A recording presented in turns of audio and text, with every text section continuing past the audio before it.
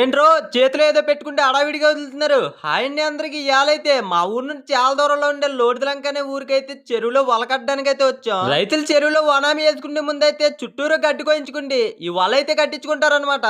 అసలు ఎందుకు కట్టించుకుంటారో ఒకసారి కామెంట్ చేయండి. మా బావ అయితే బద్దలైతే చీల్చేస్తున్నాడు. మమ్మల్ని అయితే నలుగురిని అయితే రమ్మన్నారు, నలుగురు అయితే వచ్చాం. చెరువులో వల కట్టడానికి 2 రోజుల ముందరే ఈ వల అయితే తోడుకుని ఉంచుకుంటాం. తోడుకున్న వలన అయితే ఇలా వీడియోలో చూస్తున్న విధంగా తాళ్ళకైతే గుచ్చేసుకోవాలి. ఈ వల కట్టాలంటే ముగ్గురు అయితే మెయిన్ గా కావాలి. మా మాయ అయితే కింద అయితే గెడేస్తున్నాడు, నేనైతే పైన అయితే గెడేస్తున్నాను. మా బావ వచ్చేసి వల అయితే లాగుతున్నాడు.